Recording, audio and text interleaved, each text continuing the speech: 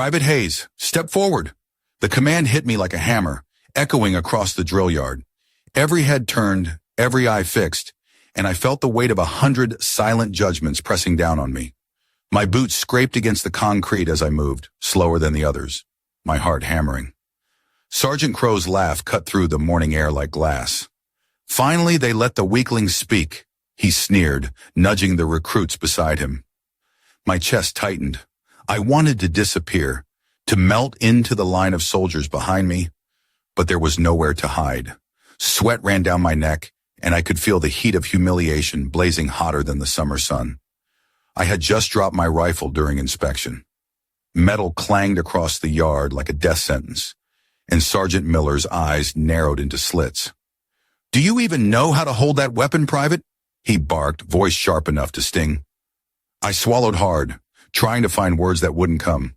Behind me, Crow's smirk widened, his friends snickering at my faltering stance. "Watch her trip over her own feet next," someone whispered.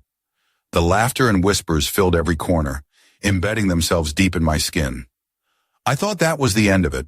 My credibility shredded in front of the squad, my confidence crumbling.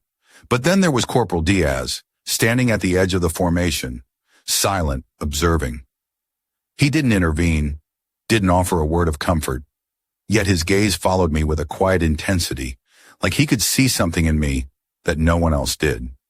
A flicker of recognition, a hint that maybe, just maybe, I wasn't invisible.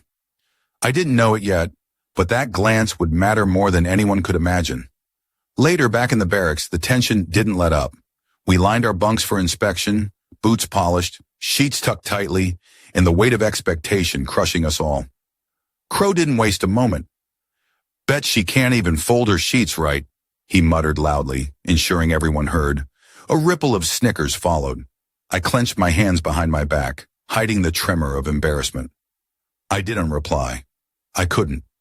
But I squared my shoulders, adjusted the blanket with care, and silently vowed not to let this break me. Chow Hall was no refuge. Trays clattered, the smell of burnt eggs and reheated coffee filling the air. Crow leaned over, his grin sharp. "Careful, Private. Wouldn't want to spill your breakfast before the rest of the day humiliates you." Laughter echoed off the metal tables. I kept my eyes down, moving through the chaos, counting each bite as a small victory. And yet, in the corner of my vision, Diaz's quiet attention remained. That unspoken solidarity, his awareness of the unfairness, gave me a strength I couldn't yet name. Evenings were worse in their own way. Lights out, narrow bunk, the hum of exhausted soldiers around me. I traced the edge of my notebook tucked beneath my pillow, writing down drills, notes, reminders, anything to build myself silently. I folded my uniform with precision, arranging my gear exactly as taught, as if each fold stitched a layer of resilience into me. I whispered to myself, "One day they'll see what I'm really capable of." The words sounded fragile in the quiet, but they anchored me, like a promise I alone could keep. What I never expected was that these small, unnoticed acts, the attention to detail, the early runs, the extra drills, would begin to matter in ways I couldn't foresee. Crow's smirk would meet more than just my silence one day, and Diaz, the silent observer, might witness a moment he wouldn't forget. The spark of something stronger than fear or shame had already begun to kindle, though I didn't know it yet. As I closed my notebook and lay back on my narrow bunk, the fluorescent lights casting long shadows across the room, I felt it, the quiet certainty that this was only the first battle. A deeper, longer struggle awaited, one where skill, patience, and inner strength would be tested in ways that no one could mock. The embers of resilience were lit, and the journey was just beginning. If this story resonates with you, don't forget to hit the like button and subscribe to the channel so you won't miss the next chapters of this journey. The rain had turned the training field into a mud pit, and I was the last one standing in the line, soaked to the bone. Drill Sergeant Miller's whistle pierced the air, sharp enough to make my teeth chatter. "Move it, Hayes! Don't drown in your own weakness!" His words sliced through the storm. Crow laughed behind me, boots squelching in the mud. "Bet she'll be first to collapse," he shouted. The others snickered, but their laughter didn't reach me. I kept my head down, forcing one foot in front of the other, counting each step, each breath. I had to finish. I had to survive this, even if no one believed I could. The morning had started in silence, the barracks empty except for the groan of water against the roof.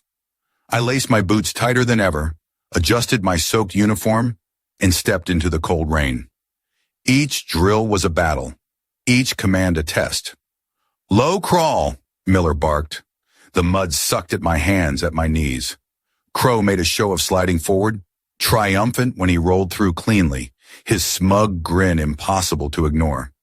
I gritted my teeth, dug deeper, and kept moving. Every inch felt like victory. Corporal Diaz watched from the sidelines, hands crossed, eyes steady. He didn't speak, but the look he gave me made me feel less invisible, like someone understood that this was more than a drill. It was proving myself in a world that had counted me out. By noon, the mess hall was a war zone. Plates clattered, coffee spilled, and soldiers talked over each other, the air thick with heat and smell of overcooked food. I carried my tray, careful not to spill, careful not to attract attention. Crow leaned close, smirking. "Careful, Private. Don't ruin your one good meal." Laughter followed. My hands tightened on the tray. I wanted to snap, to yell, to fight back, but I swallowed the urge and kept moving. Diaz sat across the hall, pretending to read a manual, but I caught him nodding slightly as I passed. That small gesture meant more than words. The days blurred. Extra runs before sunrise, double laps at night, endless drills in the rain, in the mud, in freezing wind. Each time Crow mocked me, each time Miller shouted, I felt the anger coil in my stomach, but I channeled it. I wrote notes, memorized commands, corrected my form. My muscles ached, my mind screamed, but slowly I felt the edge of myself sharpening. The quiet resilience started to carve a presence I couldn't yet name. Then came the obstacle course, the one that separated the weak from the strong. I stood at the start, mud dripping from my uniform, heart hammering. Crow was beside me, flexing, making jokes, betting with the others about how fast he'd finish. "Don't worry, Hayes, I'll save you some mud for later." I swallowed hard, keeping my gaze forward. Miller's whistle shrilled. "Go!" And we were off. Crow surged ahead, athletic, perfect form. I stumbled through the first mud pit, slipped on a log, and tasted wet dirt. Laughter erupted from the sidelines and I felt my face burn, but Diaz's gaze didn't waver. He just watched, steady. Then it happened. Halfway through the course, one of the recruits in front of me twisted his ankle in the slick mud and fell screaming. Miller shouted for help, but Crow froze, unsure. The squad hesitated. I didn't. Without thinking, I lunged, pulling him up, guiding him to the side. Mud coated both of us, his cries mixing with mine as I steadied him. The others gawked, mouths open. Crow's face shifted, confusion replacing arrogance. Miller's whistle shrilled again, but there was a pause, a moment of silence that stretched. I realized all eyes were on me.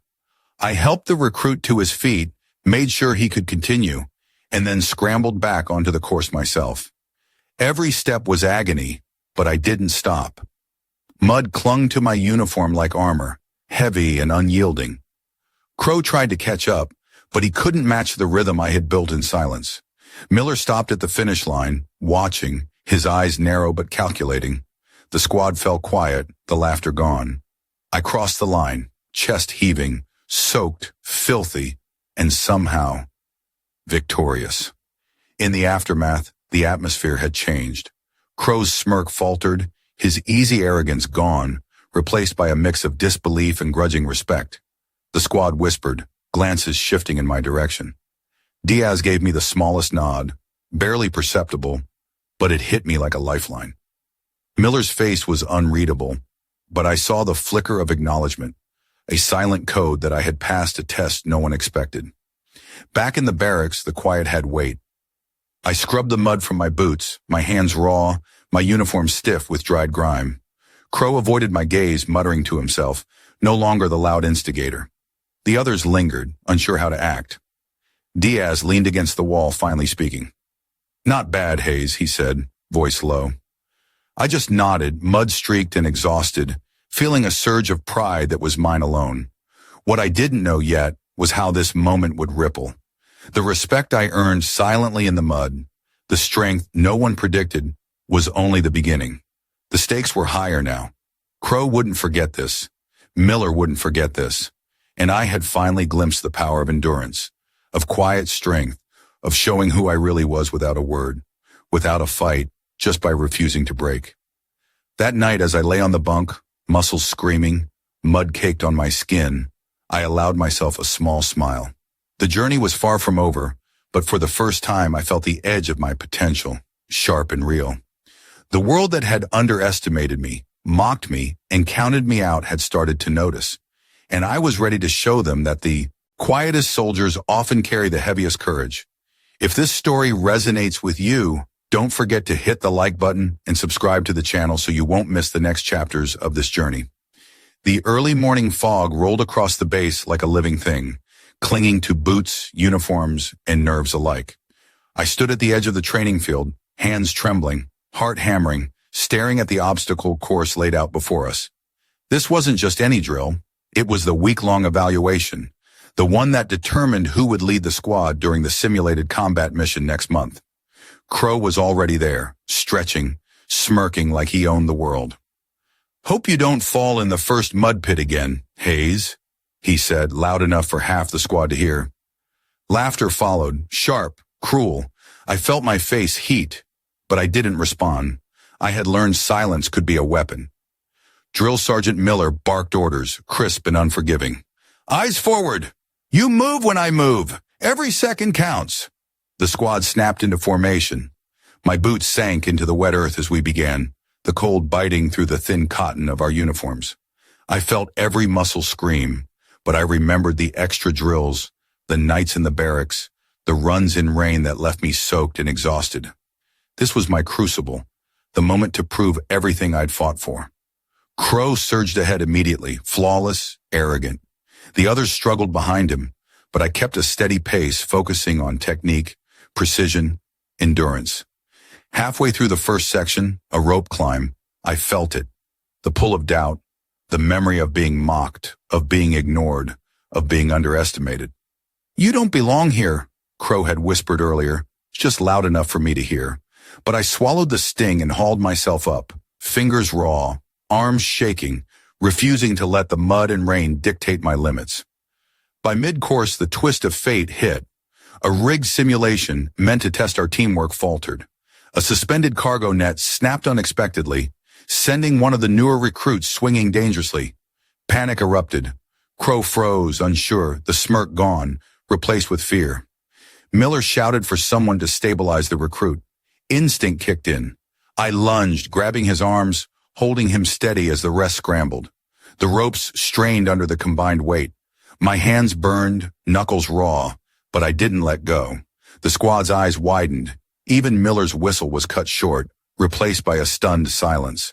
Diaz's face remained stoic, but his eyes shone with something I hadn't seen before. Respect. Once the recruit was safe, I scrambled back onto the course, mud and sweat slicking my uniform. Crow tried to push past me, but he couldn't match the rhythm, couldn't ignore the edge I had gained in the silent hours of struggle. The obstacle course became a battlefield of endurance and precision, and for the first time, I felt the tide turn. I wasn't just surviving, I was leading.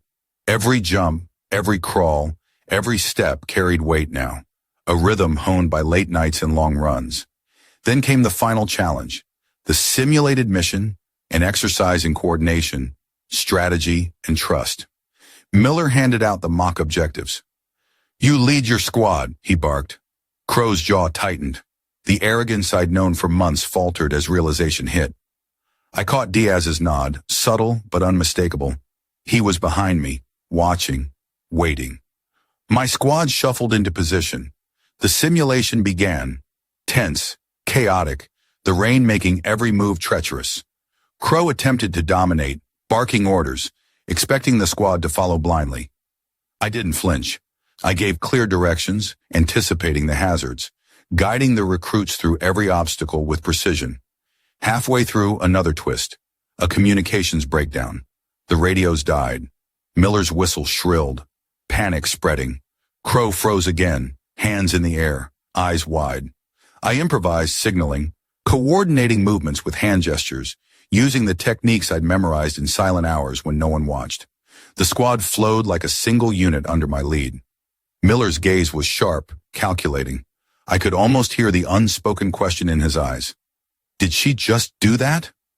The climax hit in the final stretch. A hostage had to be rescued from a simulated ambush, the scenario designed to test courage under fire. Crow hesitated, calculating, unsure, as the squad froze with him. I didn't think, I acted. I darted forward, weaving through the obstacles, pulling the recruit to safety, calling out directions, keeping the squad coordinated. The others followed instinctively. The enemy team paused, shocked at the sudden display of decisive leadership from someone no one expected. When I dragged the recruit behind cover, Miller's whistle sounded, but it was different this time. Not sharp, not mocking, but controlled, acknowledging the completion of the exercise. Crow's face was pale, his arrogance shattered, replaced by disbelief. For once, the mocking words, the jabs, the smirks had no weight. Diaz stepped forward quietly, clapping, a small, genuine smile. "You did it, Hayes," he said, voice low but firm. That was enough. Miller didn't speak immediately. He just stood, eyes narrowing, evaluating. Then a single nod. Respect. Recognition. I realized in that moment that everything, the rain, the mud, the ridicule, the doubt, had built to this. After the simulation, back in the barracks, the squad was unusually quiet. Crow avoided my gaze, muttering to himself. The others lingered, some tentative, some clearly impressed. I stripped the mud from my uniform, soaked through, exhausted yet exhilarated. Diaz handed me a clean towel silently. No words, just acknowledgement. That small act of solidarity carried more weight than any cheer. I felt seen, recognized, validated, not by luck or chance, but by effort, endurance, and quiet determination. That night, as the barracks settled into an uneasy calm, whispers circulated. The story of my leadership in the simulation spread, soft at first, then louder. Crow fumed in the corner, muttering insults that no one paid attention to. Miller's nod from the sidelines lingered in my mind. I lay on the bunk, muscles screaming, heart still racing, thinking about every grueling run, every mocking comment, every moment I had endured silently. It all led here. Every ounce of ridicule had sharpened me. Every doubt had forged strength. I realized then that transformation wasn't loud. It didn't require applause. It required endurance, resilience, and a refusal to yield when the world tried to break you. I had crossed that line. Crow, the squad, even Miller. They all recognized it now, even if silently. And I knew this was only the beginning. The storm wasn't over. Challenges would come. Battles that weren't simulations. Tests of character and skill in real-life missions. But I had discovered something essential. The quietest soldiers often carry the fiercest courage, and the underestimated can rise to lead when the moment demands it. As I closed my eyes that night, still sore, still exhausted, I smiled faintly. The power of perseverance had revealed itself. The squad would remember. Crow would remember. And more importantly, I would remember the strength I had earned for myself in mud, rain, in ridicule, in silence, in determination. The next mission, the next challenge, I would face with that same unshakable resolve. And somehow I knew that the quiet revolution I had sparked in that rain-soaked field was only the first step towards something far greater. If this story resonates with you, don't forget to hit the like button and subscribe to the channel so you won't miss the next chapters of this journey. The morning sun streamed through the barracks windows, catching dust motes in the air like tiny specks of gold. But there was no warmth in the mood, only tension. Crow sat in the corner, still simmering from yesterday's simulation, his pride bruised, ego wounded. He avoided eye contact with the rest of the squad, muttering under his breath. The others whispered quietly among themselves, casting glances at me, some hesitant, some curious. I could feel the shift in the air, recognition, respect, and yes, a little fear. Drill Sergeant Miller entered, his presence immediately commanding silence. He didn't speak at first, just scanned the squad with that piercing gaze that seemed to see through your soul. Crow's fidgeting caught his eye, and the sergeant's lips curled slightly in amusement. "Today," he finally said, "we see if yesterday was a fluke or the beginning of a change." The words were simple, but they carried weight, a subtle challenge. We marched to the training yard, boots striking the concrete in perfect cadence. My muscles were still sore from yesterday, but the adrenaline of recognition kept me moving. Crow's glares burned hot behind me, but I didn't look back. Diaz fell into step silently, a small nod acknowledging our shared understanding. That quiet support had grown into an unspoken alliance, and it bolstered my confidence more than any cheer could. The day's exercises were brutal, complex maneuvers with heavy packs, simulated ambushes, and unpredictable terrain.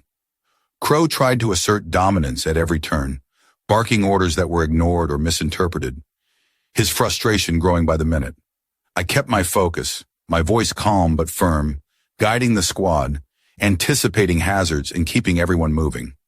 Slowly, steadily, the power dynamic shifted. I could sense the others' trust growing, hesitation giving way to reliance on my lead. Lunch in the chow hall was tense. Crow sat alone, pushing his food around the tray, muttering insults under his breath. Others avoided him, some stealing glances at me as I quietly ate with Diaz, our conversation light, measured. "You handled that last drill well," Diaz said, voice low. "Not many would have stayed calm under that chaos." I shrugged. "Had to. No one else was going to."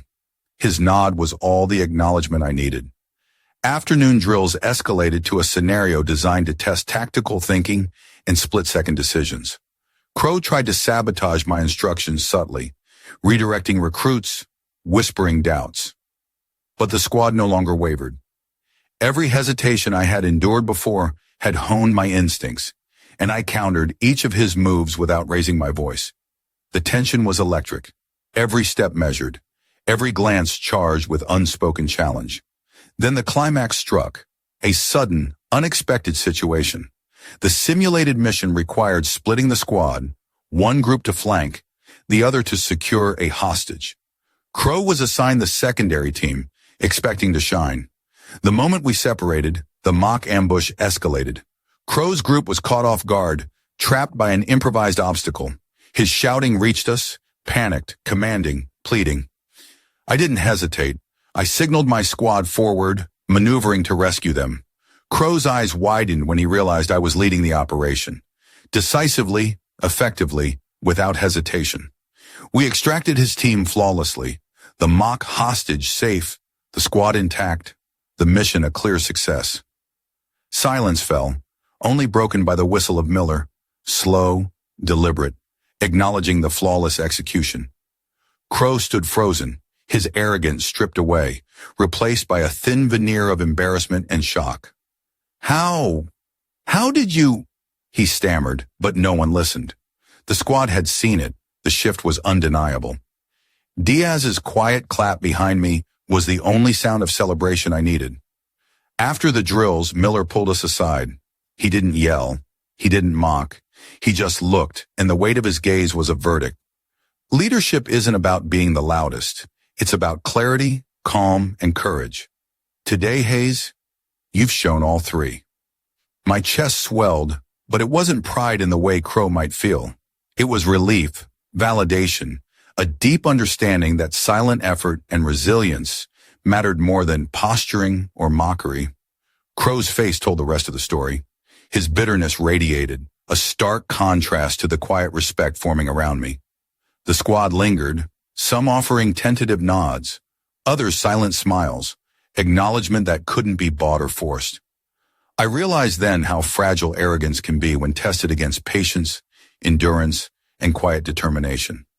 The hierarchy had subtly shifted, and everyone sensed it, even if no one spoke aloud. That evening, back in the barracks, the atmosphere was different.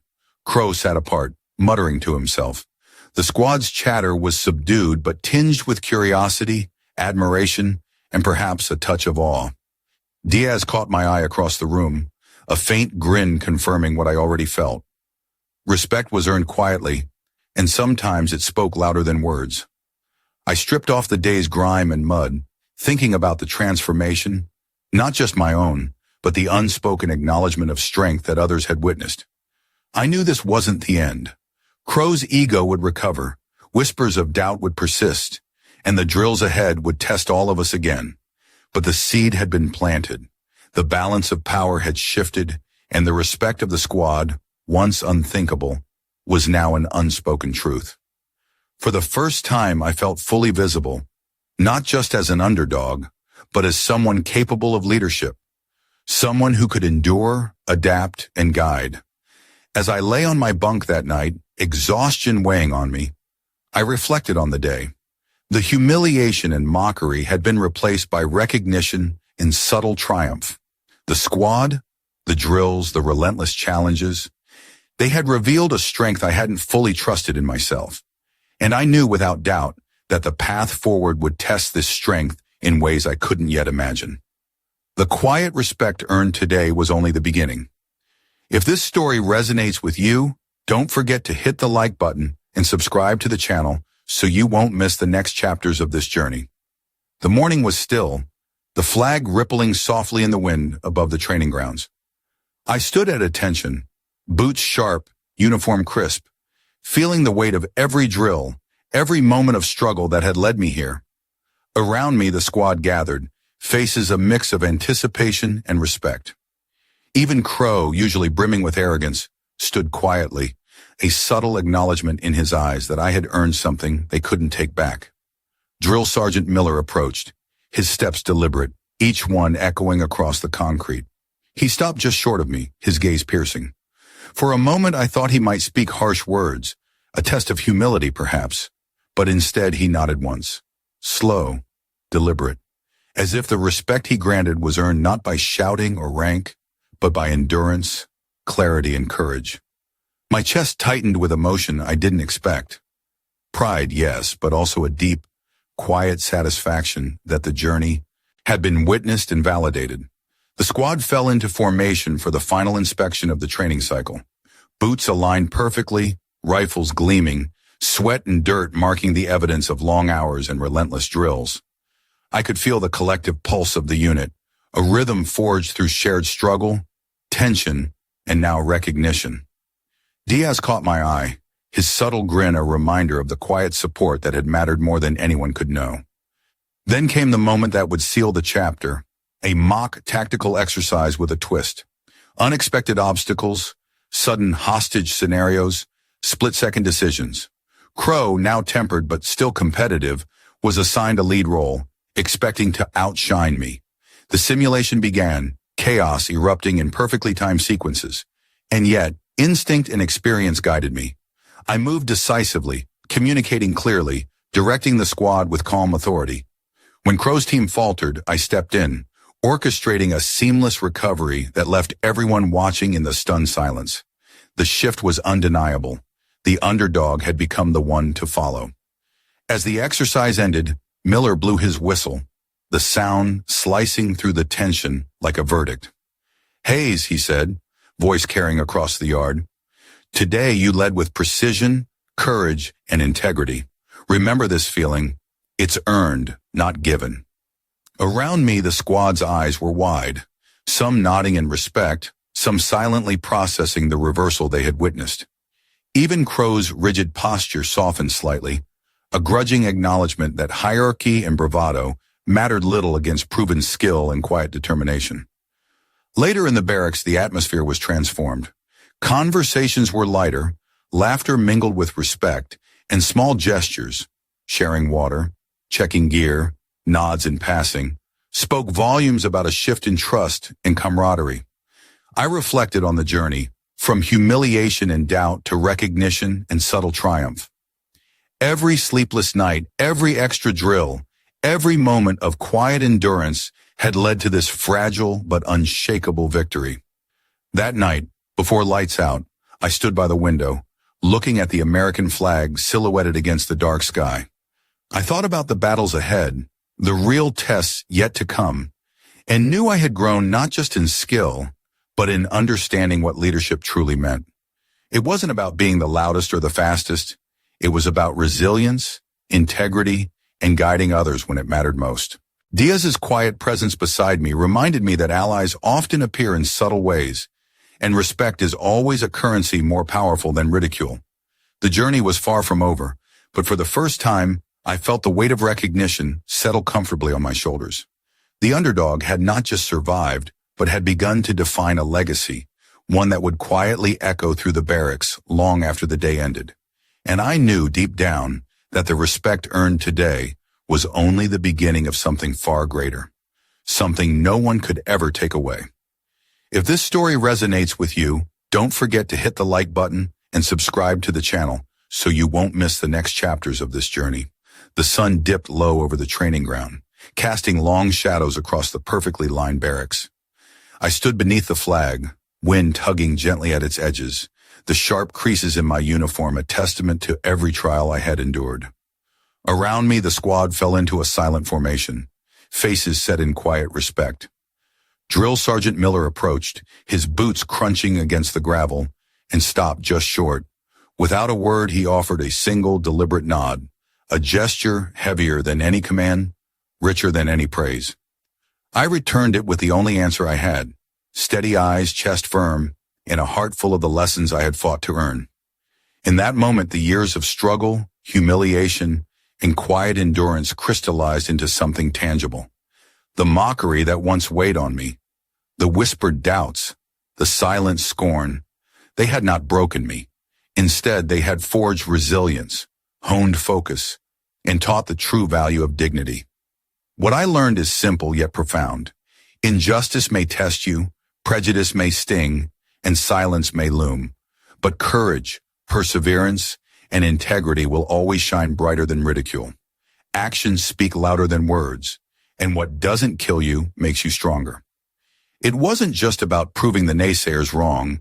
It was about realizing that leadership, honor, and brotherhood are earned through respect, patience, and quiet strength.